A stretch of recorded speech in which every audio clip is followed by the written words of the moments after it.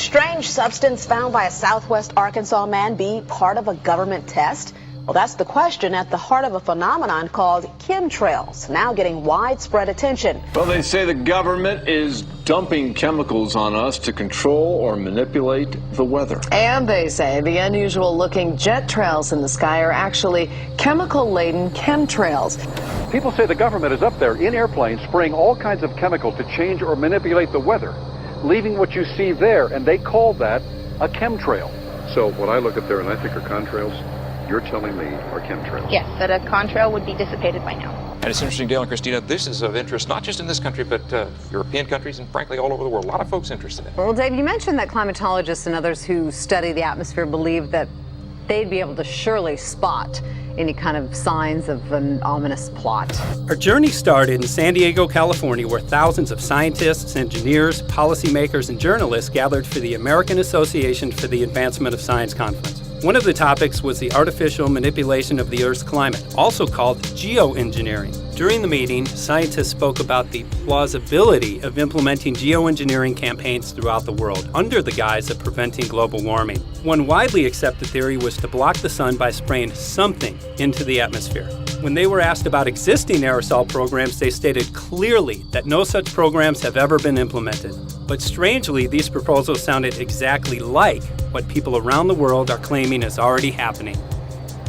When I found out that the American Association for the Advancement of Science was going to be held down here and the main body of topics would be on geoengineering, I had to come. I had to be in on this. I had to hear what these top climate change scientists had to say. And that's the other question about chemtrails and whether geoengineering is being deployed right now without our knowledge. I don't have any personal insight into that, other than to say that I've worked in government at pretty high levels in the White House and at state government. I'm personally skeptical of that, but obviously you never know what you don't know. Chemtrails. On the internet, they are cited as proof of the government creating clouds to combat global warming. They claim the American government, with the secret approval of the national government, is covertly using jet aircraft to spray population centres with aluminium, with barium, and with strontium so as to reduce people's immunity and reduce the global population. I'm always a little bit suspicious because the government doesn't seem that capable to do something on such a large scale.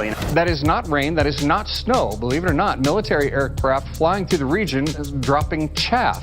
Small bits of aluminum, sometimes it's made of plastic or even talicized paper products, but it's used as an anti-radar issue, and obviously they're up there practicing. Now, they won't confirm that, but I was in the Marine Corps for many years, and I'll tell you right now, that's what it is. And what happens here, military jets, some come out of Key West Air Force Base, and they move off into the atmosphere, and they drop mylar strips. Some could be a little wider, some are small glass fibers that are coated in aluminum. And what the Air Force does is they take their military jets and they dump these out of the aircraft, they fall into the atmosphere, and some take as much to a day to fall down. This is inevitably military or something going on. The government, the Air Force, you see this kind of a pattern like this, you can rest assured there's something going on. They're actually little bitty magnetic and little bitty strips of, whether it's aluminum. It's a nuisance to you and I to determine what's real and what's not, but it looks like it is a life-saving operation there for the military. The apparent motive behind this conspiracy theory is one world government. Order, I cannot hear. Mr. Speaker, I want to assure the House that both my ministry and my colleague, the Minister of Health, who have received correspondence on this issue, that this conspiracy theory does not have an iota of truth, and that the trails observed from aircraft simply come from jet engines. Question number 9. Order. And I think what an appalling example it is of the new Foreign Affairs spokesperson for the Labour Party that she's spreading conspiracy theories about the United States government. I think the House has heard sufficient. It is called geoengineering, fighting global warming by putting a chemical dust in the atmosphere and reflecting harmful radiation back into space. We take geoengineering to mean deliberate, large-scale intervention in the Earth system. There are a variety of schemes that have been discussed for geoengineering. A classic example is injecting reflecting particles into Earth orbit. Nevertheless, there might be some good reasons to think about alumina. It turns out, first of all, there's been a lot of work on the environmental consequences of alumina in the stratosphere. The big deal really is that alumina has 4 times the volumetric radiative forcing for small particles as does sulfur. And that means you have 4 times less surface area for the same radiative forcing. And this is a much bigger deal. You'd have roughly 16 times less the coagulation rate, and that's the thing that really drives removal. So you could get away, we think, with much smaller mass fluxes. So that's why we see things like in the use aircraft patent from the '89, they talk about aluminum. And that's why we're seeing in the surface water samples aluminum. And here's David Keith saying that aluminum has 4 times the reflective volume surface area. So they'd like us to think that we're talking about sulfur, but here they slipped up and let it out that aluminum is 4 times better to achieving their ends, and it sounds like it's going to be one they don't want us to know the effects of. The little picture is from a nanofabrication study, which shows you can make very high quality, and do this in just a jet in a very simple way, make high quality alumina particles just by spraying aluminum vapor out, which oxidizes. So it's certainly in principle possible to do that, and there's a big literature that's already looked at that. And you could do that by either building new versions of these aircraft or even re-engineering existing aircraft. So there's some ideas of that. So you go to an engineering firm and you want this done. They don't say this is hard or unusual. They say, okay, yes, we could do it. Aerosol geoengineering looks like it is so cheap that the cost is basically not going to be an issue. That means that implementation decisions will be risk-to-risk decisions. The risk of doing it against the risk of not doing it. And it makes the problem of how we govern it fundamentally harder and different and novel. So I've told you that it's cheap to deliver materials to the stratosphere, and I'm convinced that's true. I don't think that will change. But I think the more we do research, the less easy this will look, the more complicated the environmental effects will look.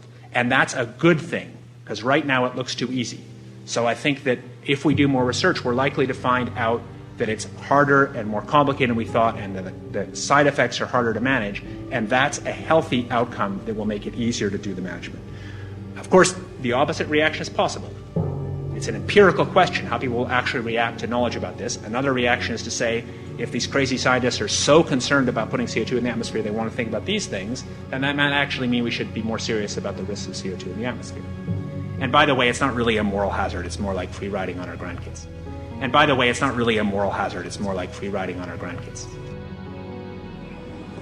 Numerous air quality studies, including from CARB, California Air Quality Resource Board, have named submicron-sized particulates as being particularly harmful for human respiration.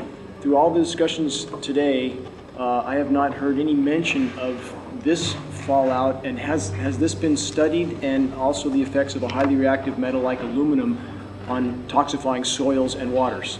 The question is, what would be the effects of these materials on human health if they came down into the stratosphere, in particular small particles and aluminum? So the collaborators of mine working on the aerosol scheme are actually folks from Carnegie Mellon who focused on human health impacts. And while we haven't published it, that was the very first thing we did, was do the order of magnitude calculation in level pencil and paper, but with an expert on human health impacts about whether there could be an issue.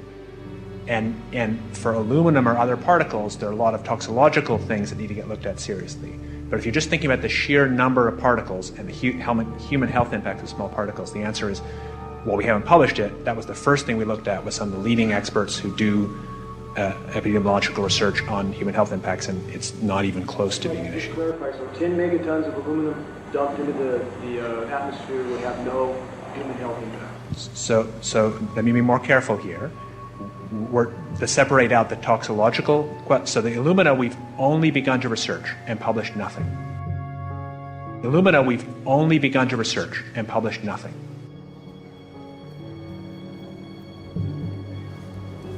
Dane looked at him and he said, so you're telling me that spraying 10 to 20 megatons of aluminum, as you said, would have no human health effects? He took a deep breath and he swallowed and he said, let me be more careful here. We haven't done anything serious on alumina, and so there could be something terrible that we'll find tomorrow. We haven't looked at it. And that, for me, that was the whole main point of what is going to be coming out to the public. It's the damaging effects of aluminum that are being found around the world in massive amounts. Here's David Keith confronted on this very issue, and he looked, at that point like they just let the cat out of the bag. Mm-hmm. We haven't done anything serious on Illumina, and so there could be something terrible that we'll find tomorrow. We haven't looked at it. They're proceeding because they have an agenda that's separate from trying to thwart this crisis of global warming. You know, there's obviously several other objectives, whether it's depopulation, control, weapons aspects, communications aspects, all kinds of things, you know, wild cards that we know nothing about. We don't really know, and I'm not going to attempt to speculate on exactly what the agendas are, but we can see clearly the agendas are not benefiting mankind. You know, it's benefiting the agenda of the elite. And so I think the question is, how do you draw the line between some activity that is allowed and doesn't need global governance and activities that do require global governance? Dr. John Holdren has agreed to serve as Assistant to the President for Science and Technology and Director of the White House Office of Science and Technology Policy. I look forward to his wise counsel in the years ahead. My personal opinion is that we have to keep geoengineering on the table. We have to look at it very carefully because we might get desperate enough to want to use it. So what would we do if in year 2040 or 2060 there's a severe climate crisis, say widespread famines or Greenland sliding suddenly into the ocean?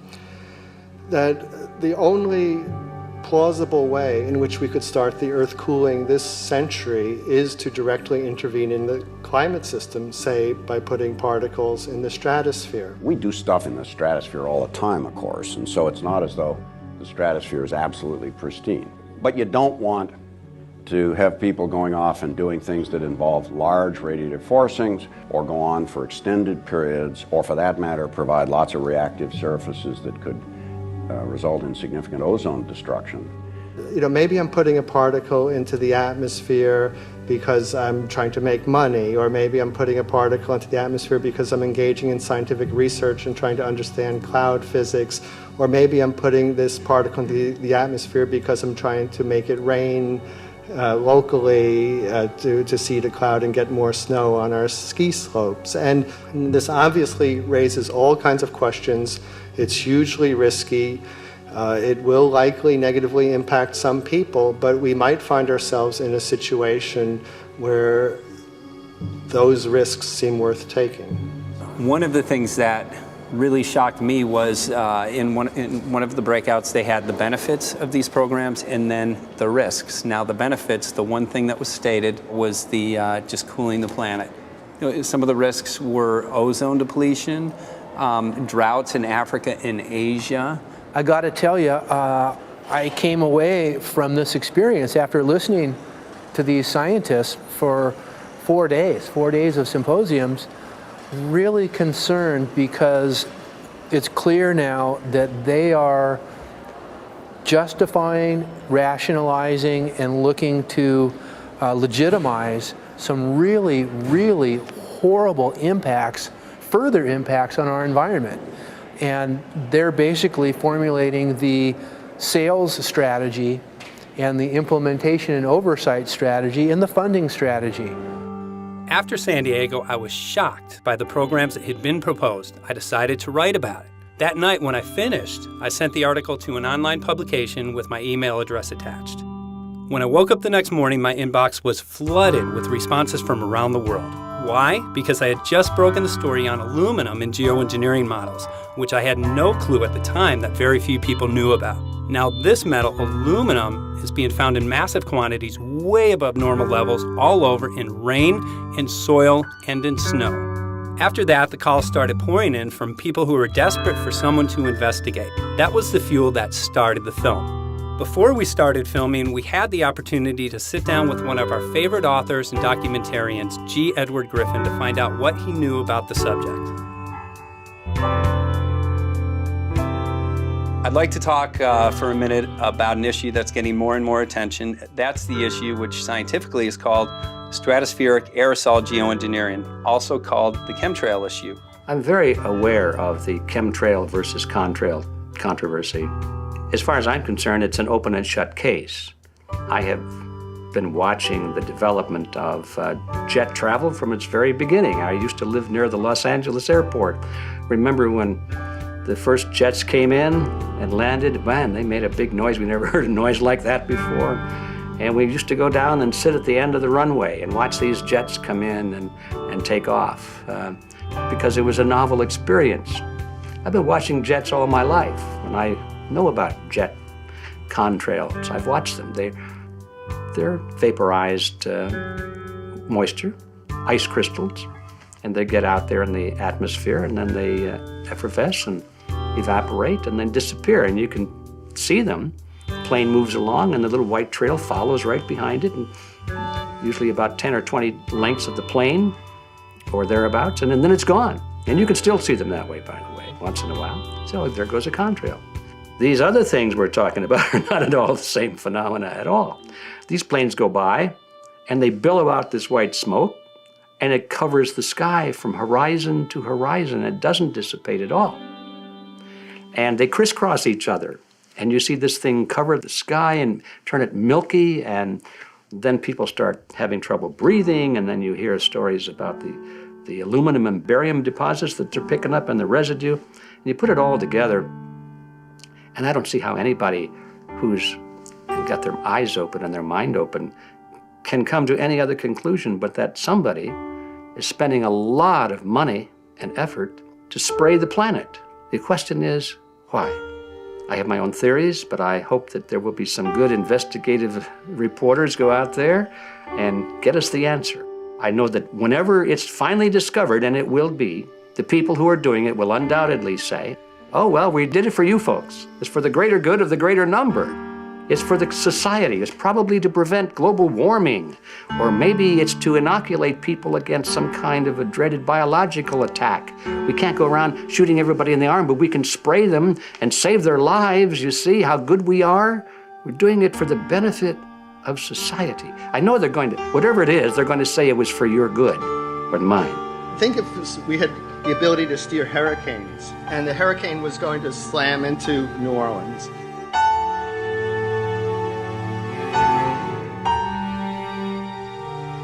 And let's say you could steer it so it would hit Mississippi instead, where for 100, that means I would be willing to more or less kill 18 Mississippians to save 1,800 New Orleanians.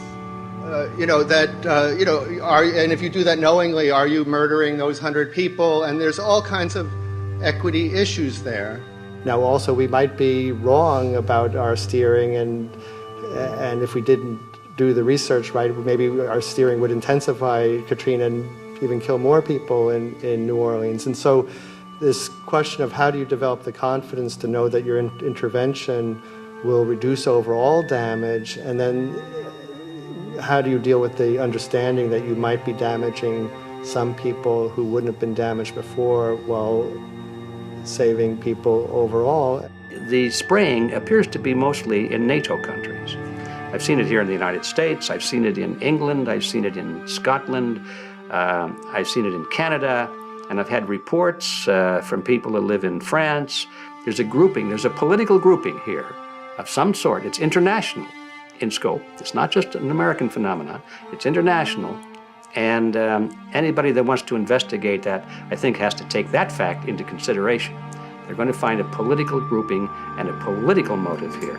But in my humble opinion, it's not in your good or mine at all. I don't know what it is, but we'll soon find out.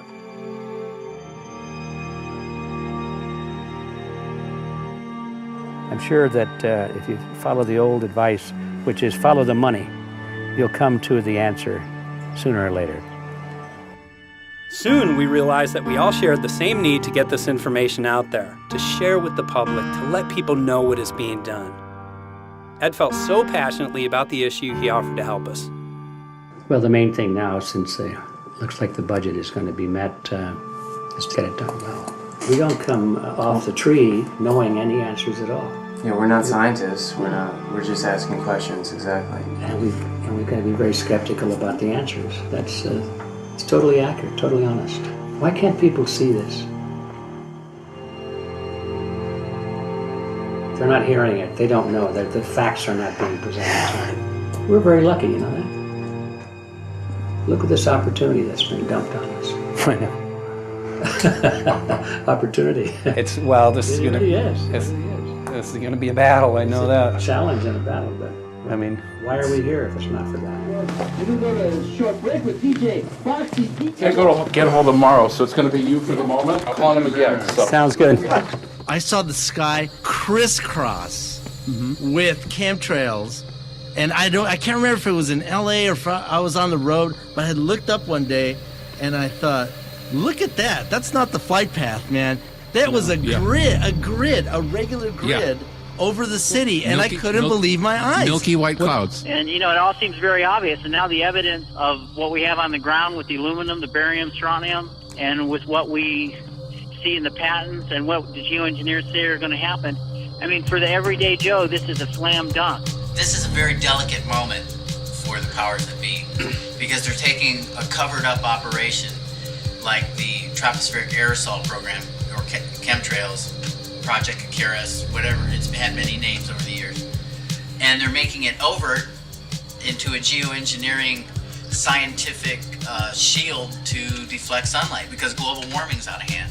So at this very moment, the belly of the beast is right above us with no armor. Whether people believe in chemtrails or not, the geoengineering should be scary enough. And when people learn about geoengineering, chemtrails will then become apparent, because they're the same. So you're talking about global conspiracy here. Geoengineers propose doing this on a global level. Off to Redding, California. Guess this is the second step after the AAAS meeting. We'll see what we find.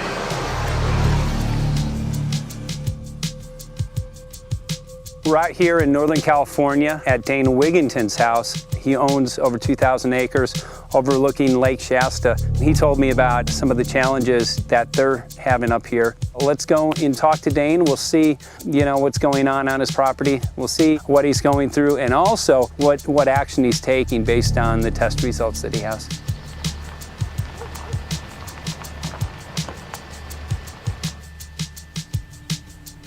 As you know, I have a background in the energy fields. I worked on the first solar plants in the continental U.S. in the early 80s. My home was on the cover of the world's largest renewable energy magazine, so this is my background.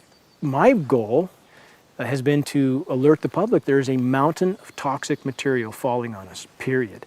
Before about 5 years ago, our skies were typically blue, and now you see it's covered with lines and haze, and virtually nothing you see on the horizon, nothing you see in the sky above us is a natural cloud. I mean, it is virtually all the remnants of these aircraft lines that you see fanning out, spreading into clouds, artificial clouds, but the sky is a very dirty look to it. There's not the white cloud blue sky that we had only a few years ago, but it looks like there's some sort of massive industrial activity or forest fires burning over there, and we see that typically every night. You see even down to ground level, the clarity drops off significantly, and we don't see that except for the days when we have these long, lingering trails that spread and cover the whole sky, and on certain days you can see these trails actually dropping vertically like a veil. We assume the particulates are descending, and we have the tests to prove that we are being inundated with levels of aluminum and particulates that are literally tens of thousands of times what would already be considered high. So we're not talking about exposure to a slight percentage higher of these toxic materials. We're talking about quantities, for example, off the side of Mount Shasta. If you can pan back, that's a landmark in Northern California, considered to be a pristine water source.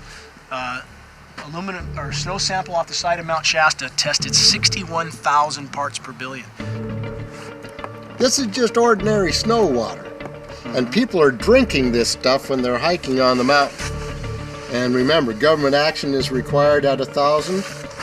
This is 61 times over the government limit, and our hikers are drinking this poisonous water on Mount Shasta Mountain itself. Barium, 83. Strontium, 383. So this summer, the people climbing are drinking poison. Basically. I certainly wouldn't want to drink 61,000 micrograms per liter of aluminum. And again, we've already seen in 5 years soil pHs in this area that have escalated 10 to 12 times, and we can prove that conclusively. Well, this is not speculation. We can prove conclusively that these metals have been in the rain. We have duplicate samples. Bachelor of Science in Forestry, International School of Forestry at Missoula. Master's in Zoology, specialized in aquatics. 35 years with the U.S. Forest Service as a wildlife biologist. And before that, several years with the USDA Soil Conservation Service as a soil conservationist. Also have run the botany programs, range and grazing programs. And I continue that today. Right now I do a lot of master gardener consultation work. When I started this garden back in about 2005 or so, the pH here was 5.5, 5.6. This is the old soil survey of the county. You can look at the page right here. This is my soil right here. It's a Dietz 125, 126 here at my house. And here, the soil reaction pH should be between 4.5 and 6.0. And over there in the pure mud, it's even a little darker. It's 6.8 right there. And what can this do to plant life and ecosystems? Well, you haul one of these things out and you start looking at the little things that are crawling around the soil. A lot of times they aren't there anymore. The little soil arthropods that you can barely see on a microscope, you can actually see movement with this. Little tiny macroscopic, look like little moving pieces of dust. Those start to go away. They're not gone entirely, but they start to go away. This is black oak acorns. You know, this is pieces of cedar wood. You know, come on, folks. This should be very acid, and I'm getting 10 times higher than expected. There's something really wrong here. But you can see all those reports, lots of them. Have over 20 reports here. Well, at least 20. I'd say it'd be closer to 30. All revealing dangerous amounts of aluminum and barium. You know, the science is there that something funny is happening. And the naysayers say, well, so what? Isn't neutral good? Well, no, neutral's not good. Neutral is not good. If your soil is supposed to be 5.6, it should stay 5.6 if you want the forest to be healthy. And if you want to grow a good garden, you have to keep your pH around 6.0, 6.5. I think that we just need to wake up and just look at what's happening, because we can't just ignore it, because it's going to get worse and worse if we just keep ignoring it and pushing it away like, oh, that's nothing. There was mason jars, and they were brand new, sterilized, and that's what we catch the rain in. And then there was a HEPA filter that we tested the air with. Okay, so you caught rain and then you basically filtered air. What did you find? Aluminum and barium. Here's another test that's revealing 375,000 parts per million aluminum, barium at 3,090, and strontium at 345. Yeah, that's from a lined pond. With EPDM fish safe pond liner. There is no chemicals, manufacturing materials at all in that pond liner that's available to the aquatic life. It's designed for that purpose. The well that feeds this pond has been tested and retested. ND, no detectable aluminum, 0.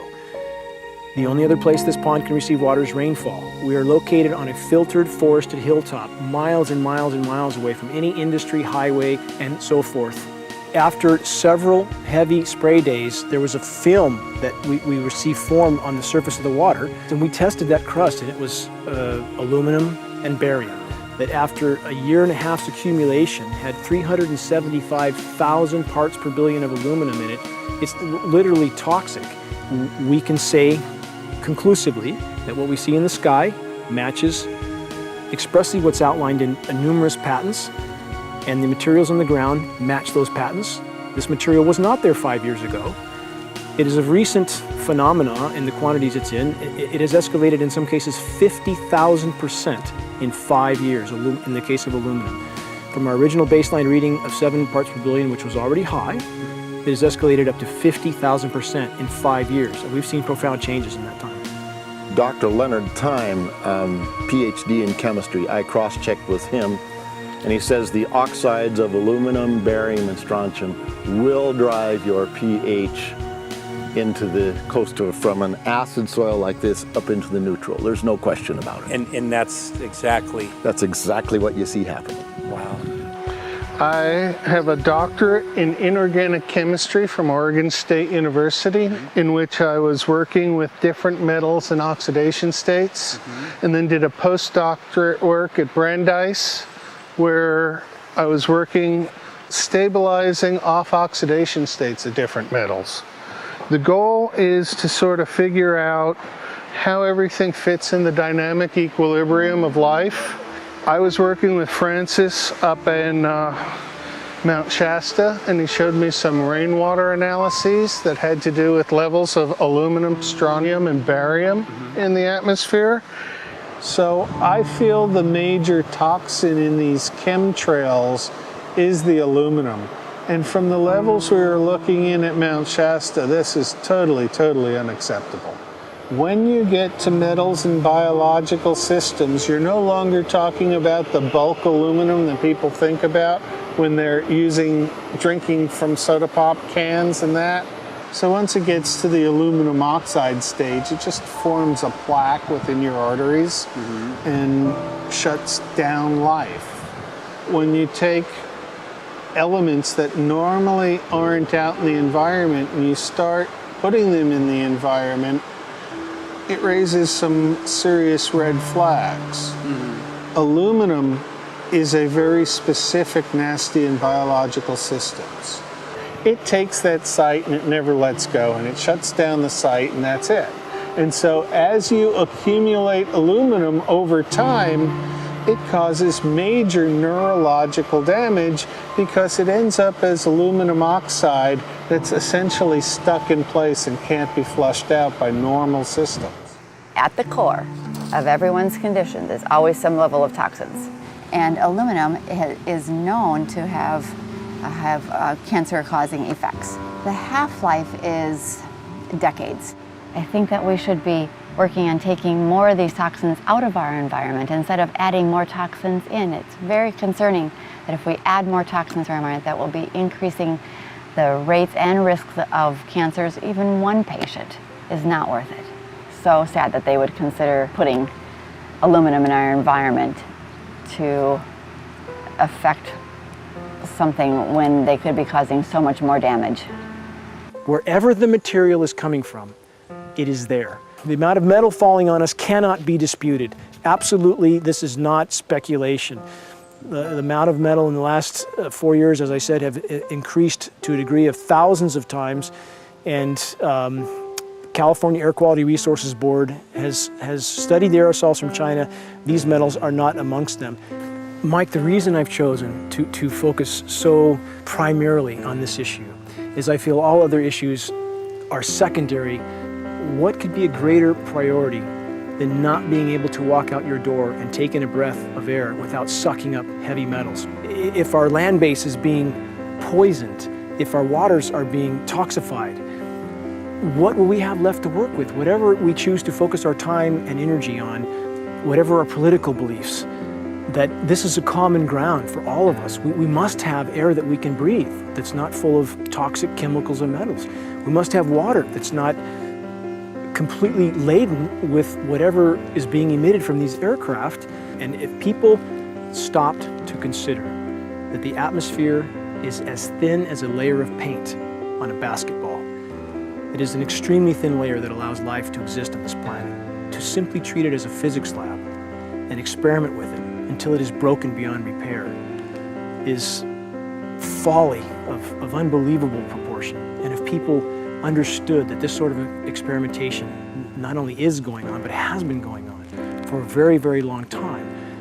Going back 50 years, there's been countless climate manipulation, weather modification programs that the vast majority of the public is completely unaware of.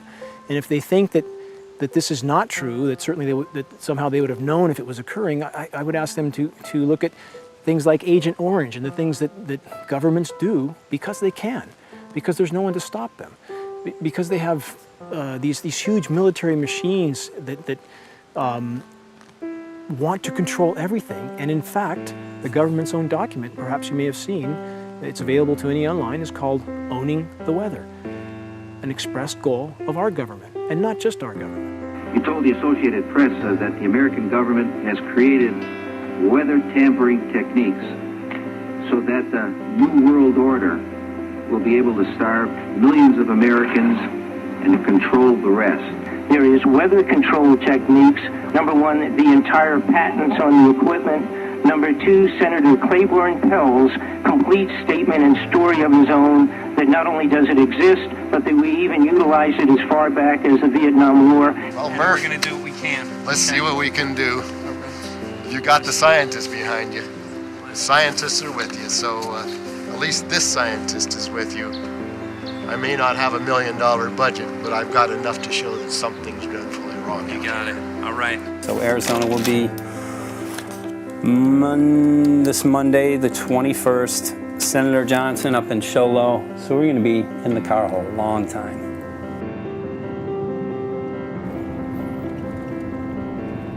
Well, it is such a pleasure. This is such meet a nice place back here, I'm Yeah, telling this you, is Michael. great. But you know This what? is great. We love it. It's so private and it's so quiet and peaceful. And please come in. My name is Karen Johnson. I served in the Arizona State Legislature for 12 years.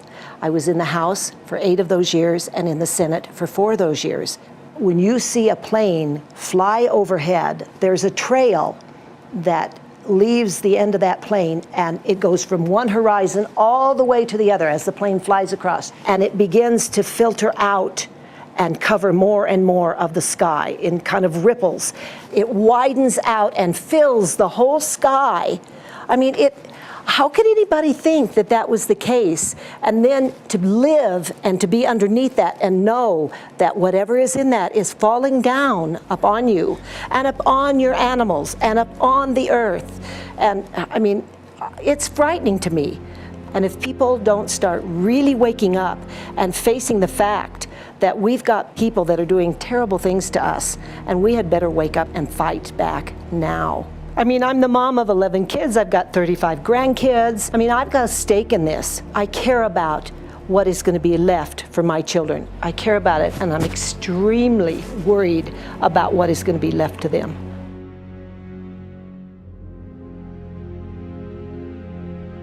Aluminum is toxic, and we know that it's accumulative. And we know that we're getting more. So we're absorbing it in the air, we're drinking it in our water, so we are accumulating more. So the thought of more aluminum being dispersed in our environment in the way that you mentioned is very frightening to us and very disturbing to us. Those of us who have done any research on this are really quite concerned that we are ill-informed about this issue, and mostly that it's being done. Aluminum is toxic. We know that it is. We can debate as to the amount of toxicity that is going to be disturbing the body, but as far as really accepting the fact that it's accumulative, it's synergistic, then we have to conclude that it's not a good idea to put it in our atmosphere, especially when we know we're getting increased amounts, and especially since we know that the scientific communities around the world are pointing a finger at the heavy metal toxicities, at the toxicities that we're absorbing in the day-to-day food that we eat and the air that we breathe. The concern is off the charts about why is this happening? Why is this being allowed to be sprayed continually all over the United States, all over the world? Who is paying for this? I mean, the incidence of Alzheimer's has just skyrocketed, which evidently has to do with an accumulation of aluminum in the brain cells. I mean, I think almost every family has been touched by a member as they get older having Alzheimer's. And it's a horrible disease. And to say that, well, this just came because people drank soda pop out of aluminum cans, you know, when my father passed away with Alzheimer's and he didn't ever drink soda pop, you know, that explanation doesn't ring true with me. And so I'm wondering, how much did this chemtrail spraying back in the Illinois area affect him? Aluminum and fine metal is an accelerant. A friend who's a firefighter up in Pine, Arizona for 20 or 30 years says that the wildfires now that they're fighting are way beyond anything they've seen before in intensity. And when you look at the air samples and you see the fine particles of aluminum, which is very flammable, and magnesium settling on the trees, this is causing unprecedented savage wildfire. But if you look at this, you can see these are parts per million. They sent this to me, and I just found this to be extremely interesting because we should have like 2 parts per million of aluminum in our air. And this is saying that there's 39,000 parts of aluminum. That's astronomical. Barium is high. I mean, these are way off the charts of what people should be breathing or what's coming down on them. And, you know, if people wonder why their health is deteriorating, why they're having to go to emergency rooms, why they can't breathe, you know, why they're getting Alzheimer's, this has been planned. We have elites, I don't know what you want to call them, one worlders, Illuminati, I don't, whatever you want to call them. But with these people that don't care about the average person. They only care about themselves, their greed, their power, and if they eliminate, you know, 2/3, 3/4 of us from the planet, so much for the better for them, because then they don't have so many people to have to herd around and worry about. So this is a lot what this is about, and this is very, very alarming and scary. I mean, where is this stuff coming from, and why? Why is this kind of stuff being put out there? You know, I've heard different explanations about, oh, we need to cool the planet, all this and that. But if people are up there trying to cool the planet, why do they need all this kind of stuff in it? The explanations just never have really rang very true. And as I'm setting up the equipment, she looked at me, she said, all these trees here are dying.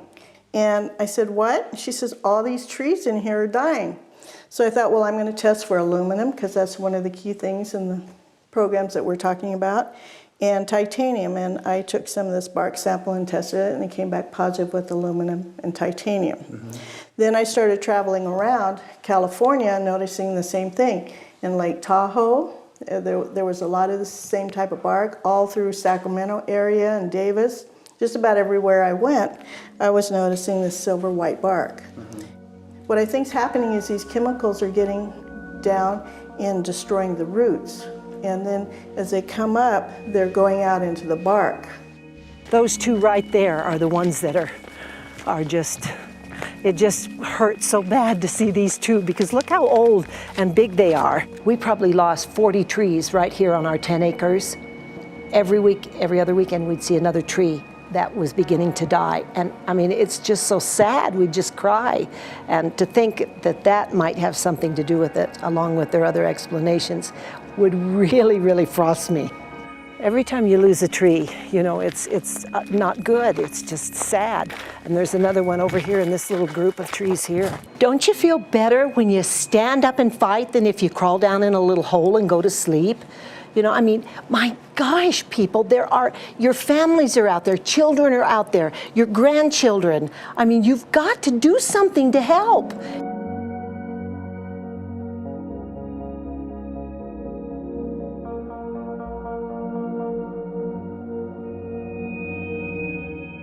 My greatest hope is to get people to question.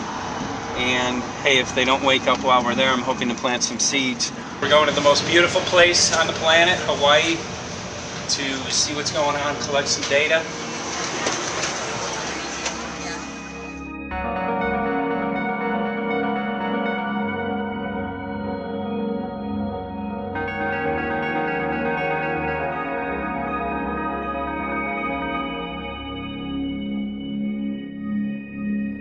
Thank you for having fun with us. Hope you enjoyed the trip. Have a great vacation and welcome home if you're lucky enough to live here. Thank you.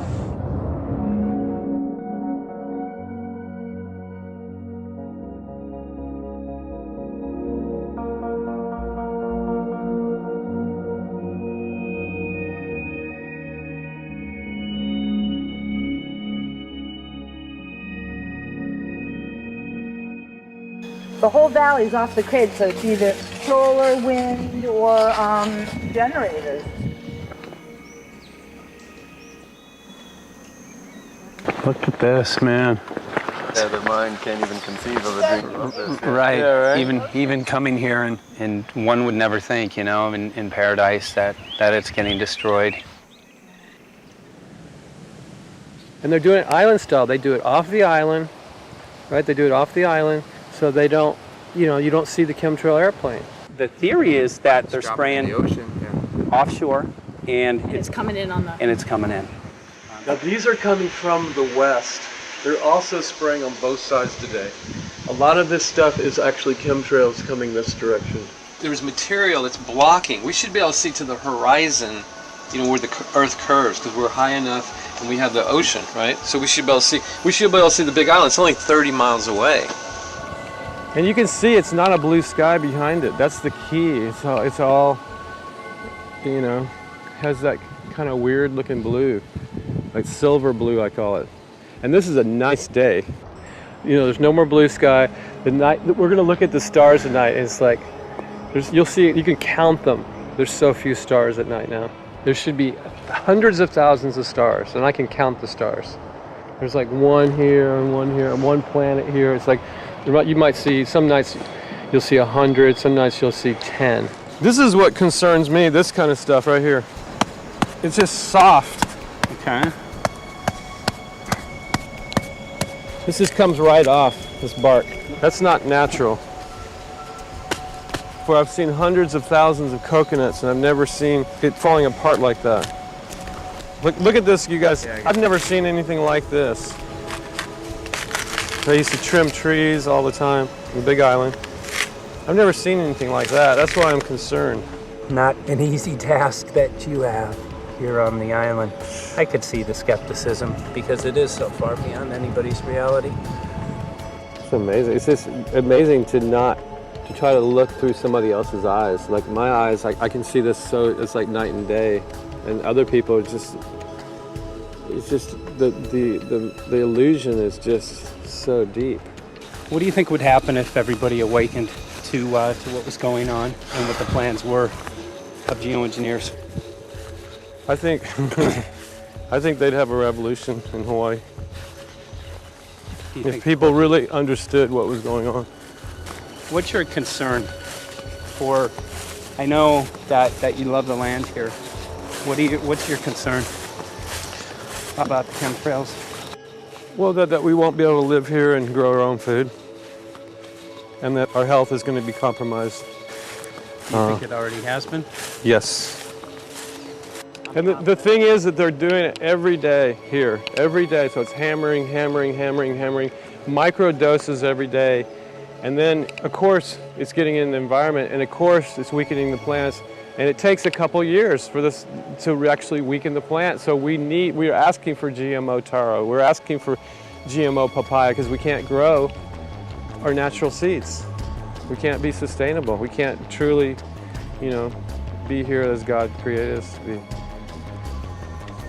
So my friend convinced me to do a hair analysis on my daughter.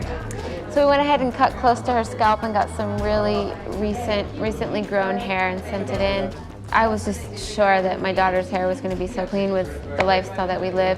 And lo and behold, it came back and her levels were really high in aluminum. This is the chart here.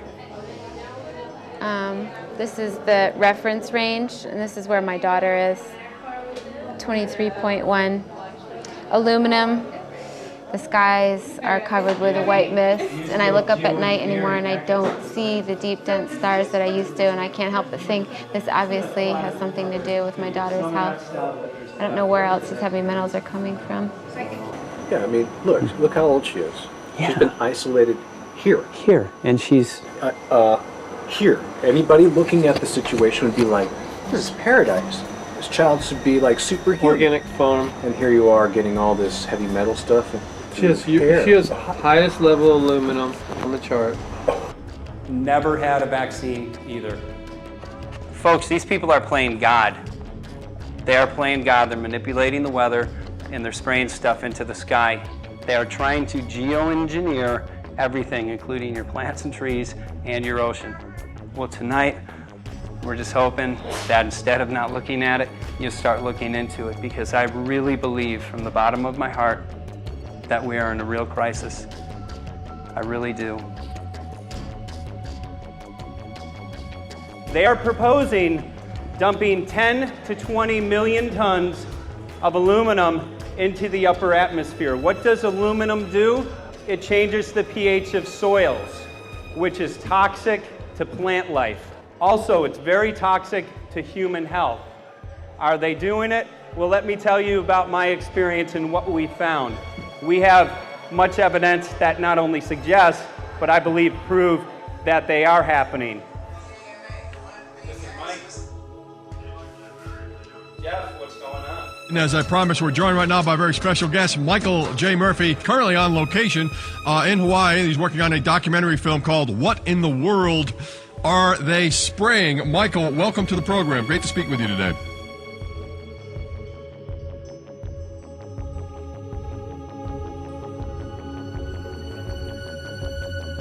I had a friend who recently, he's always looking at things from a different perspective. He's a bit of a conspiracy theorist, you know. And he says that whenever the president comes to LA, there's no spraying that week. Could you have a better place for an interview? I mean, look.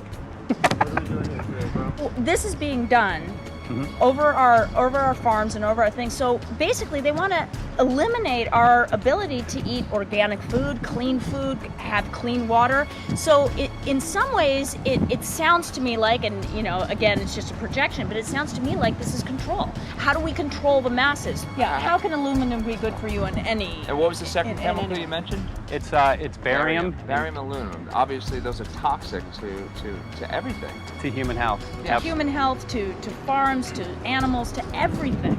61,000 parts per billion. And there should be a government alert at 1,000? At 1,000, people are drinking this. People that climb the mountain, they're drinking that snow. It's poison. Oh my God, that's so disgusting. So that's 60,000 times above regulation. Exactly. 60,000 times above regulation. And I've talked to friends and they're like, well, that's just ice. That's just condensation. And I'm like, you can talk to a second grader. Ice doesn't float in the sky and spread out that way, you know? You're not an expert, but you're a concerned citizen who said, wait a second. Who's actually doing the research. Yeah, you're doing the research, and that's what we need to do as Americans and say, you know what, I want to know what's going on. I want to know what the FDA is doing to my food. I want to know what the government's doing with my air, my water, and the soil. And, you know, it's just great what you're doing. And I just, my kudos to you for bringing light to this subject. Put all of the theories aside, just what geoengineers are proposing and what's being found is scary enough. So we can just address that. And I encourage more people to just step up and ask questions and do what he's doing. So thank you, Michael, very, very much. Aerosol spraying aluminum affects everywhere, and we have a beautiful tropical climate which I believe might be in jeopardy. So we wanted to not only come and bring the message of what people were finding around the world, but encourage people to test for the aluminum, strontium, barium. Essentially, I think it was an effective trip. I saw a lot of people here in Hawaii, in Maui, awake and not only curious, but willing to look into this deeper, and that's my only hope. This is one of the boldest moves, I think, from Ed Griffin yet. This is the taboo topic that nobody's supposed to talk about, and that is aerosol spraying. Now, we've got tons of documented proof of errant aerosol spraying. It just blows my mind that the whole essence of humanity has always been to look up into the sky and ask why. Though there are no limitations, there is endless space, an endless universe. Now, in the 21st century, we're not allowed to do that. Anyone who looks up and sees the giant grids and the X's in the sky that weren't part of our existence until just a decade or two ago is somehow called a kook. And the people that are the best and biggest proponents for the revolution and for liberty, they don't want you to talk about it because you could discredit them. It seems to be an industry that's being built up to milk the taxpayers by undergoing some kind of a giant global spraying program to make all kinds of money on the project. And they don't seem to care really what effect it has. They're not trying to experiment to see if humans can survive it or anything like that. They just want to get this stuff up.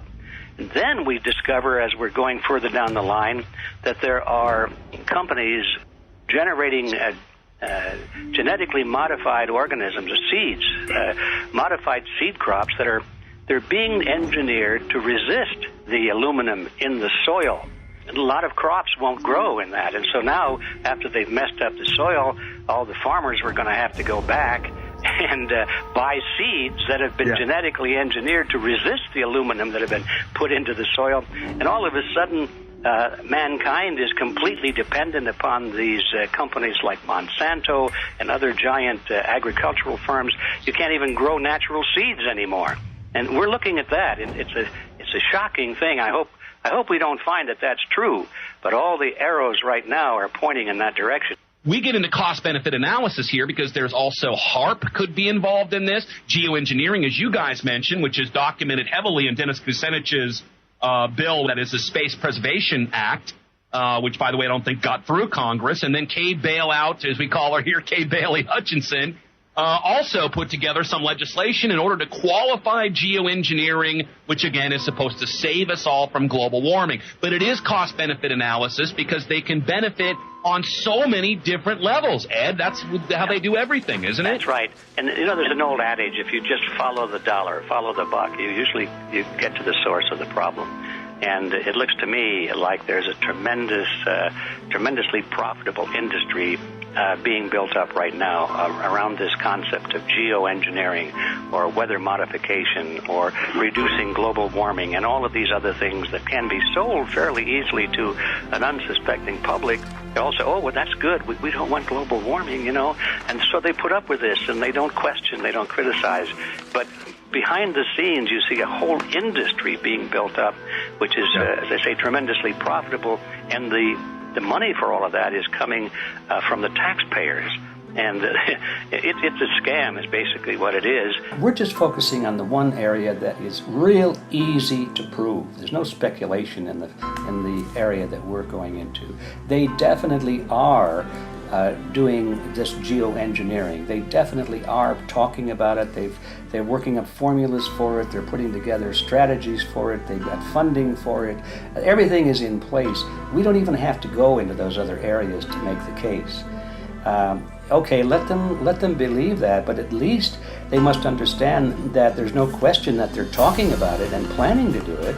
And so shouldn't they be equally alarmed about what they're going to do if it can be shown that barium and aluminum and some of these other toxic metals are very destructive to the planet and destructive to human health? Isn't that enough? How many issues do we need to crank into this? And so, if you're going to kill the planet and kill the population, do we need any other reason to be alarmed? What in the world are they spraying? Thank God people are asking this question. That's all we want. We just want to be able to ask these questions. Our good friend G. Edward Griffin, all these years, Mike Murphy and Paul Wittenberg are doing this great effort with your help. This is a community effort to get people real information. What in the world are they spraying? Any final quick comments before we're out of time? And my only final thought is that we asked the question, what in the world are they spraying? And we now know what it is. And folks, you're not going to like it.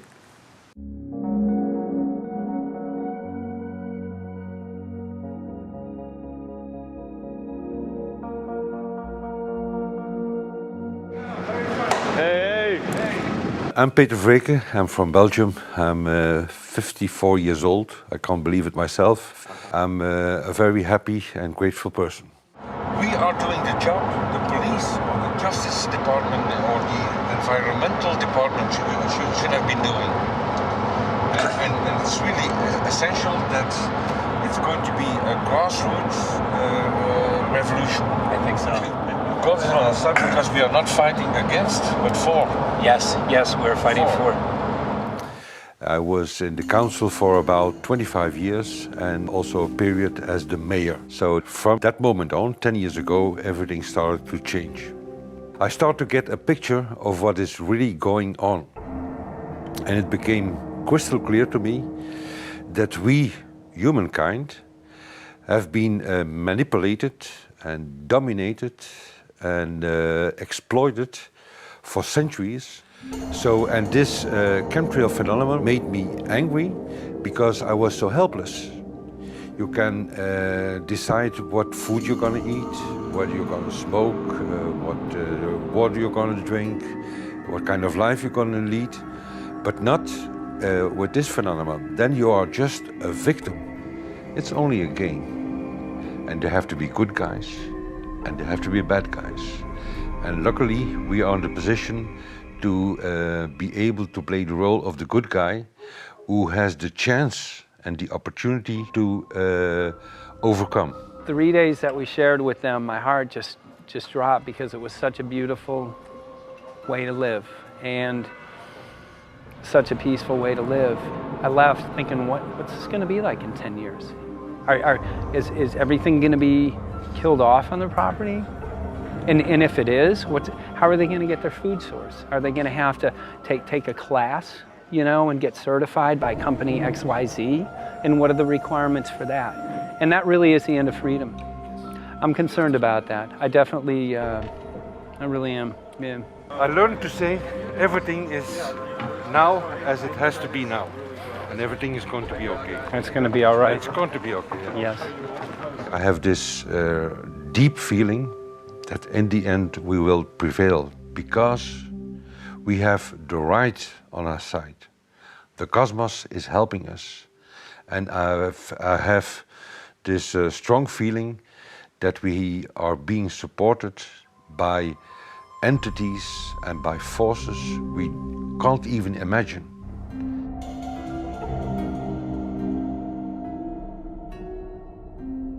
Here for the first time we have this scientific proof that we are being spread.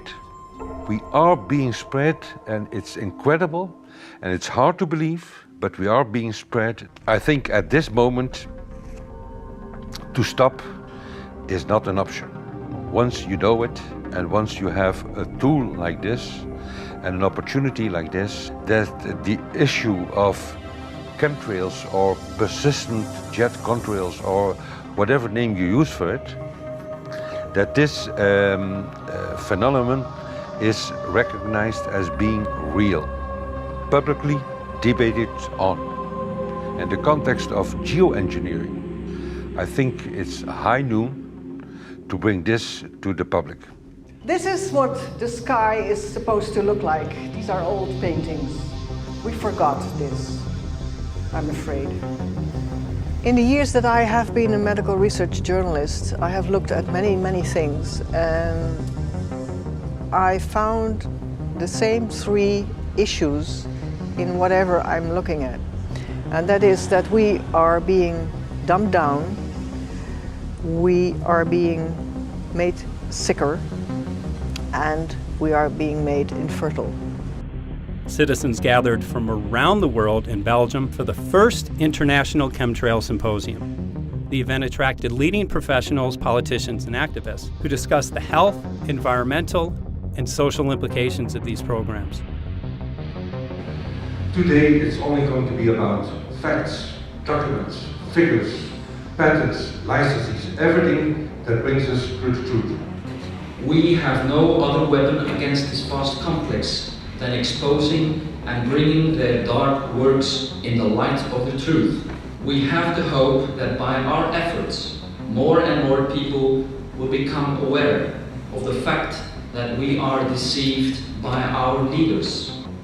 So today, we, as a family, join forces with the people who publicly made known to the world that chemtrails are not a conspiracy theory, but a conspiracy fact. From the Technische Universiteit Delft in the Netherlands. Ladies and gentlemen, please welcome Koen Vermeeren.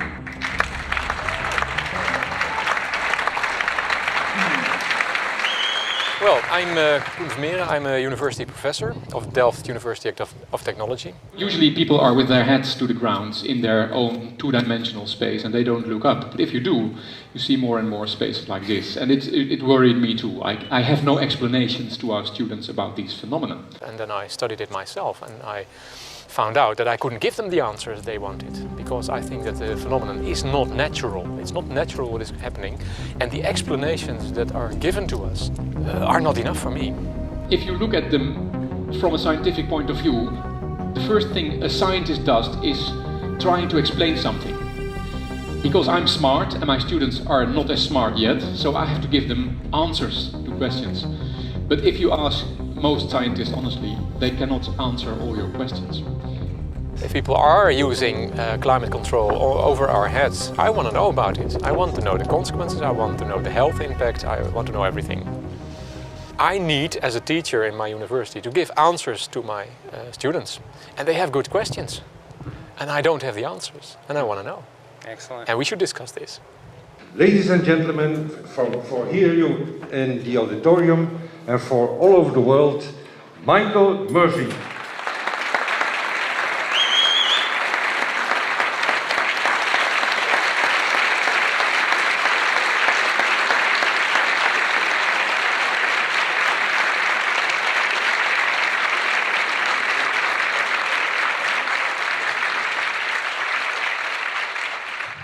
Well, thank you very much. It's definitely an honor to be here in Belgium. The people who are in power control everything. They control the markets, they control us. Now they're even controlling the weather. And they can use that for warfare applications. The one thing that they cannot control is what God had originally made, and that's natural organic seeds. This is called the Hegelian dialect. It's called problem, reaction, solution. The problem here is massive amounts of aluminum, things starting to die. The solution is Company X that says, hey man, you're not getting yields on your crop. Everything's dying. But I got the solution, I got a seed that will grow in this environment. The only problem is now you have to start buying from me. We're a little concerned that maybe part of this agenda could be to kill off anything that's natural and organic and re-engineer it with aluminum-resistant GMO seeds. Many may know we just got back from a week of filming in Hawaii, and it was an incredible trip. A big concern for the people there is they're beginning to see softening of the coconut trees. But their concern is that these programs may again be part of a broader agenda to destroy anything that's natural and organic, so that the corporate redesigned GMO foods might be the only source of food for people. I didn't anticipate so many people, young and old, who are interested in this phenomenon and are concerned about it. And I especially liked the address that the young girl gave today. Only 17 and already making an address to the audience. That is, well, incredible. My name is Sofia Xenidis. I am 17 years old. It is quite scary to know that the air we breathe is not what it's supposed to be. That the food we eat and the water we drink contain traces of those substances which are sprayed out over all of us, as though we were being poisoned like insects. The feeling that this is causing me are feelings of deep anger and rage. I don't want to be poisoned. I don't want to be infected with cancer. And I'm just so angry that this global poisoning can be going on such a massive scale, and not enough is being done to stop this crime. A clear answer to one question. Are we being sprayed? Have we been sprayed? And is it their intention to spray again and again? What are we going to do about it? How are we going to deal with it? How are we going to stop it? I know the answer. There is only one person who can stop it. And you know him. You are. You are the person, the one you have been waiting for. We are magnificent, beautiful, godlike, divine human beings. Ladies and gentlemen, sisters and brothers, in this auditorium and in the whole world, thank you so very much for being present with us. And for now, please enjoy this anthem.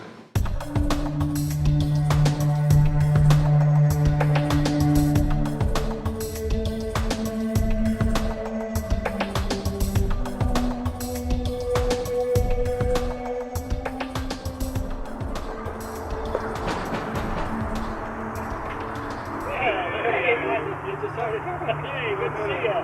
Hey, right on time. Come on in. So, anyway, I'm glad that the weather's been good for you fellas so far. Just think if we were doing this in the wintertime, you might, if you're going to Washington, D.C., you might run into snow.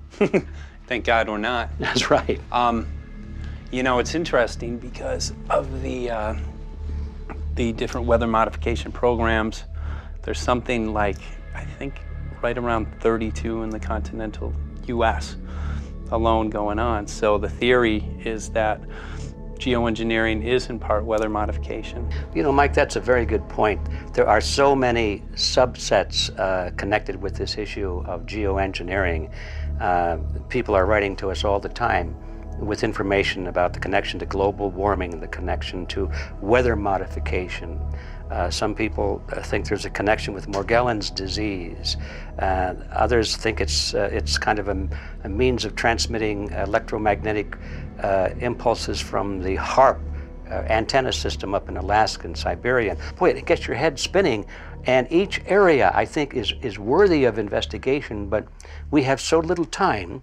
I think it's wise for us to stay focused on just the aerospraying and the toxic effect of these chemicals and the destruction of the planet and the damage to human health. What more do you need than that to convince people that we have to put a stop to it? So to stay focused, I think, is our mission on this one.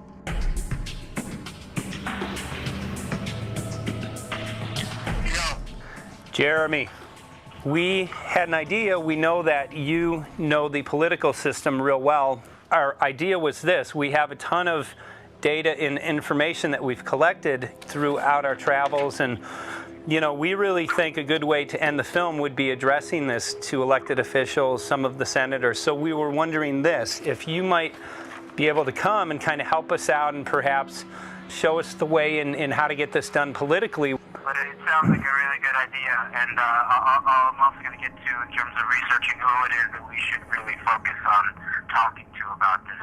At the very least, if we could make it impossible for them to claim that they don't know at this point, we can strip away their plausible deniability that they haven't heard of the data that points to geoengineering stratospheric aerosol operation already going on. At the very least, it should be very interesting to go to District of Criminality and put some people on alert. Yeah, you have a lot of enemies in Washington. That's where all the power comes together and the money, you know. So there are people there, I'm sure, that just don't want us to do this job. But I'm glad you're going, and you'll find out.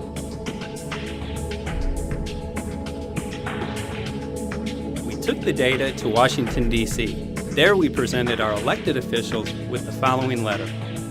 According to the 5th article of the Bill of Rights amending the Constitution for the United States of America, no person shall be deprived of life, liberty, or property without due process of law. But the daily spraying is depriving all persons living within the United States of life, health, liberty, and integrity of our common and private property without due process of law. As a representative of the people of the United States of America, we insist that you do everything in your power to protect us and immediately put a stop to geoengineering spraying at once. There exists no justification, legal or otherwise, to poison the planet and its inhabitants. Now suppose that space aliens arrived on, maybe they're going to land at the UN headquarters down the road here, or maybe they'll pick a smarter spot. But suppose they arrive and they give you a box, and the box has 2 knobs. One knob is the knob for controlling global temperature, maybe another knob is a knob for controlling CO2 concentrations. You might imagine that we would fight wars over that box, because we have no way to agree about where to set the knobs. We have no global governance, and different people will have different places they want it set. Solar engineering is like chemotherapy. No one wants it. But we all want the ability to do chemo and to understand its risks, should we find ourselves with dangerous cancer. How long does it last up there? The lifetimes are years. What, years? A couple years. And then it what, precipitates out, or Yeah, that's correct. no toxic side effects that we know of? The thing we always wonder about is the unknown unknown. Yeah. So if you're thinking about, say, the acidification, it's clear that's not a problem. There's several studies that showed that. Right. But of course the concern here is with so little research, there may be some unknown that comes out of left field that bites us. My name's Mike Murphy. I'm a filmmaker in from Los Angeles. We're covering an issue called geoengineering. Okay, thanks guys. Senator, quick question about the issue of geoengineering. I'm afraid I don't know what you're talking about. And wondering if you were supportive of geoengineers' proposals of spraying 10 to 20 million tons of aluminum into the atmosphere. I should really get a briefing paper on it before I give an opinion. Oh, not a problem. Are you aware of the issue? Not completely. At all? Okay. Do you have a letter from constituents, and people have concerns? Yeah, We're making a documentary about I don't know, you guys have credentials to be here? Yes, we do. We pass through security as well. Endowed by our Creator. I think so. Please don't touch me. Please don't touch my property. You're lying. No, why? What did we lie? What did we lie about, sir? No, we're not. What are we lying about? Lying about what? That was a little unusual, huh? I haven't heard that. You're not aware of it? And it appears that these programs have already been deployed. You know, I haven't looked at that proposal, and so, why don't you let me review it? I can do that. Are you aware of? Actually, I'm going to go. Yeah. Let me go ahead and get that. I will take a look at this, and I will act accordingly. General, I'm sorry. This program, this openly covert program of the aerosol spraying, stratospheric aerosol spraying, geoengineering, using tons of aluminum, spraying it up in the sky. I have no idea what you're talking about. Okay. Commonly called chemtrail, sir. When you were the head of NEMA, did you see the aerosol trails? Mike Murphy, filmmaker in Los Angeles. Hi, sir. And we're covering an issue called geoengineering, and wanted to know if you're supportive of geoengineers' proposals.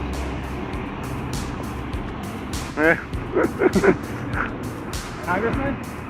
Hey, Congressman. I'm wondering if you're supportive of geoengineers' proposals, which is dumping 10 to 20 million tons of aluminum into the atmosphere. I'm familiar with that. Pardon? I'm familiar with this. Okay. Can you make an appointment for my office?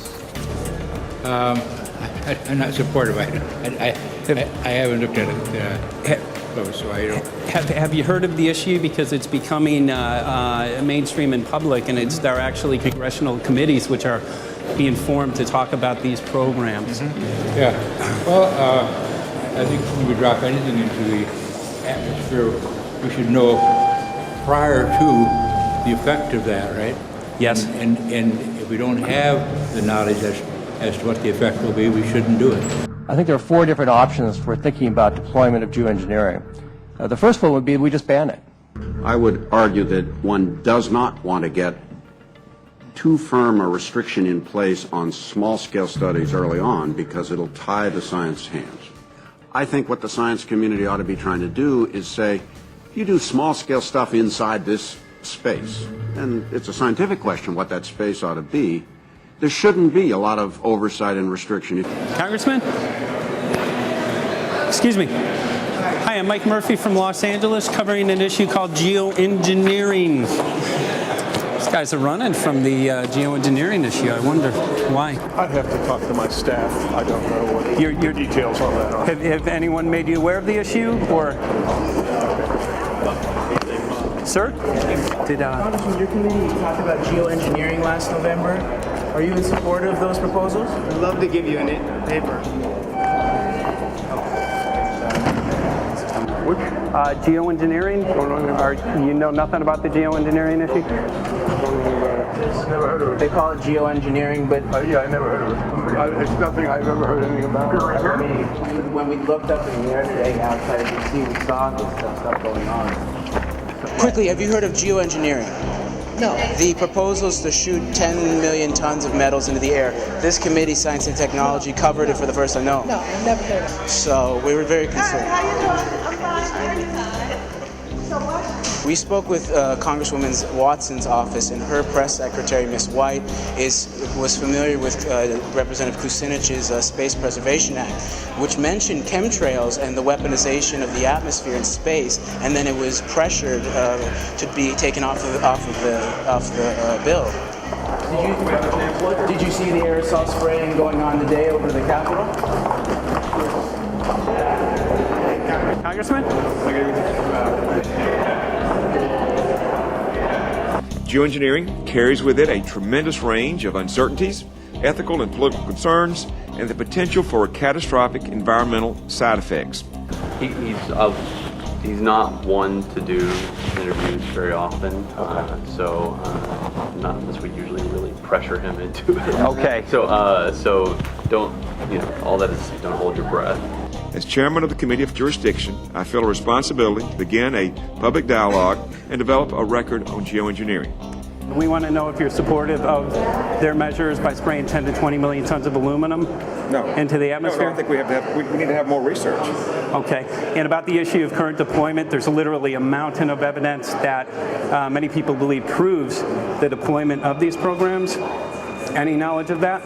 No, there's certainly not a mountain of evidence, but I do support research into geoengineering, and I also support looking into the international governance of that. Okay. I hope anybody that has studied it knows, at least I think, that it's a radical proposal, and I hope we don't have to use it, but there may come that point in time where we do. Now, if we could provide you with the evidence that suggests that these programs are and have been ongoing, would you be willing to address this publicly? We've had about 3 or 4 hearings on it. We have addressed it publicly. Well, not about the proposals, but about the current deployment of these programs.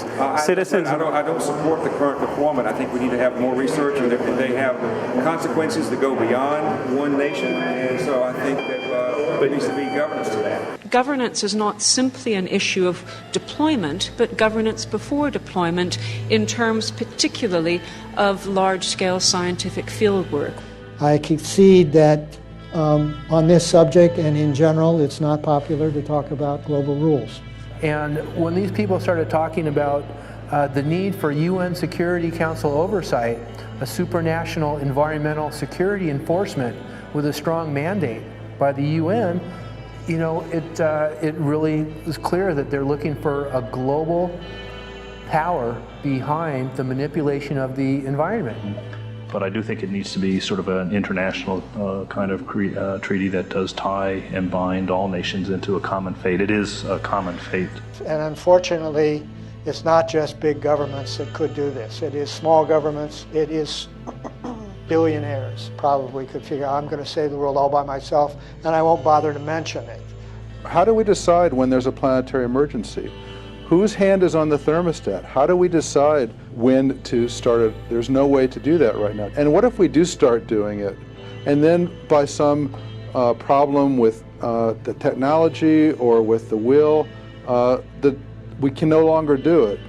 In a year or two, the aerosols will come out of the atmosphere and temperatures will shoot up at a rate much faster than it's going up now. And it's that rate of change that's hard for us to adapt to. So once we start it, we'll be sort of locked into doing it for a long, long time. And so with basically no end in sight. Boeing would pursue this to make a profit, right? I mean, there's financial motivation to do this.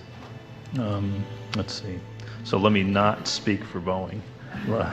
Is that allowed? Okay. Yeah, well, it is what it is. No, but someday, if the U.S. is going to decide to do this stuff, they're going to look to a company who can do it, and you want to be positioned. Boeing would rather get it than Lockheed Martin. So certainly we have an industrial base that helps the country take on technologies and large-scale challenges like national defense. And we do that both for a profit motive as well as, I think, as a national service. So I think it would be truly disastrous if You know, we discovered a few years from now that there was a black program that some government had stood up to sort of learn on the quiet how to do this. It's pretty clear you can cool the planet, but you will not and cannot bring it back to exactly the same climate state you started with. So you may or may not, and I expect we'll have a lot of back and forth about how useful it is to ameliorate the risks of climate change. I think there's a good evidence it probably is useful, but we don't know. But it certainly can't get you back to exactly the climate you started with. I think everybody agrees with that. Do you think you'll see deployment in our lifetime? Let me say I hope not. Al?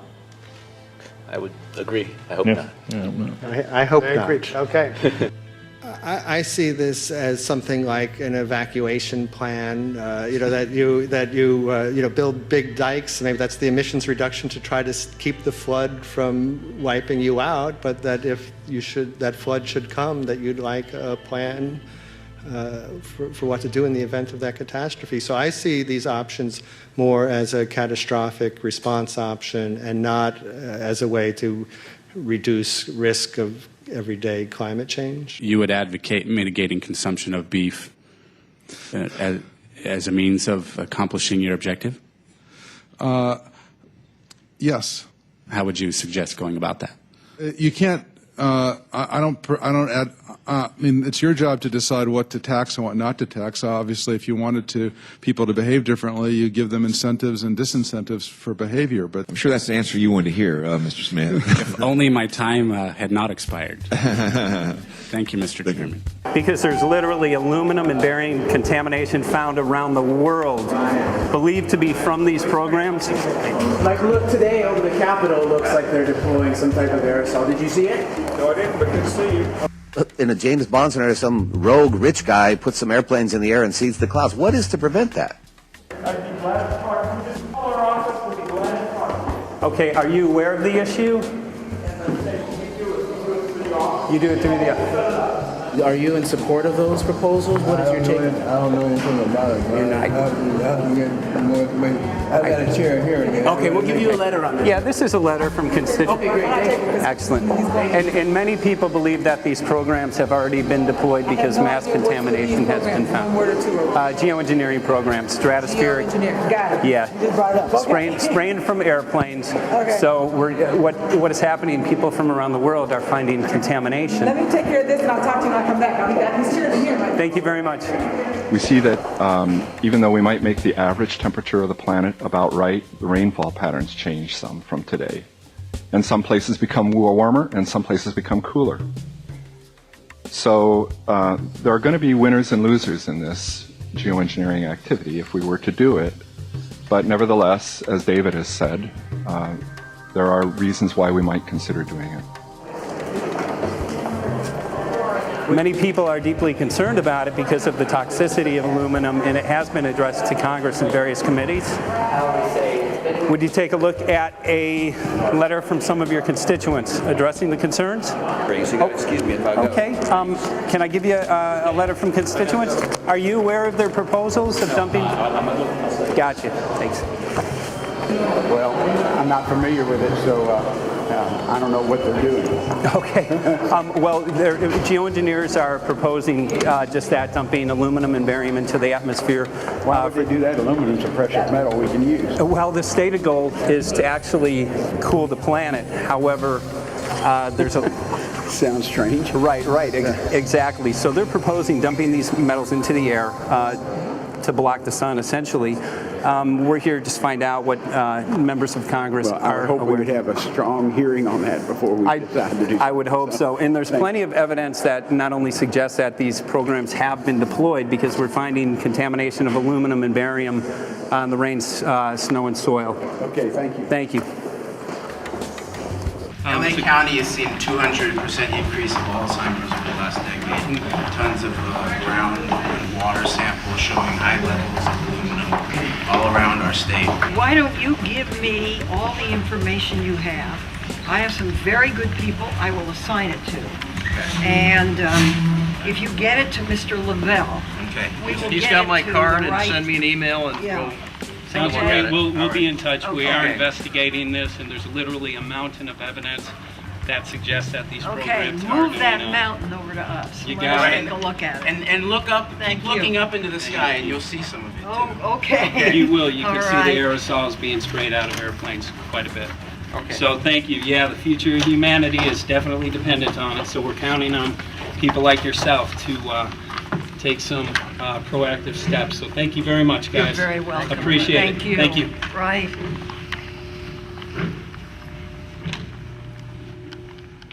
A lot of Congress was running down the hallways to avoid answering any questions, looking for doors in the hallways. So apparently the war is against all of us, and we're all in a hostage crisis. People who took an oath to uphold and defend the Constitution are not only know this is happening, are participating in this. And all of us have a duty to stand up and speak out about it.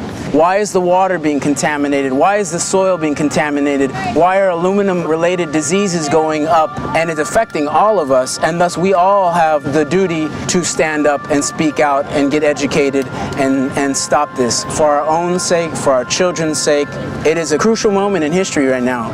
As human beings, we need to decide whether to live on our knees while being sprayed and poisoned every day, while being under a continual threat, or whether we are going to stand up and live as free human beings and seek truth, justice, peace, and freedom for all of God's children. So as you can see, we're ending our film here in Washington, D.C. We've made many public officials aware of this. Most of them either denied any knowledge of this, or they simply were unwilling to address the situation with us. So as you can see right behind the White House, we do have aerosols behind us. The spraying has continued. What is the solution? Is the solution here in Washington, D.C.? Clearly, this is one of the solutions, but the solution is not only here, the solution is within you. This issue affects all of us so deeply. So you need to look inside. Please get active, get involved, start spreading the word with growing awareness. About 90% of the population, we believe, is unaware of this issue, which means 90% of the people who normally might do something if they knew are not doing anything because they are unaware. So please look into your heart, use whatever skill you have to get the word out. The future of humanity is dependent upon it.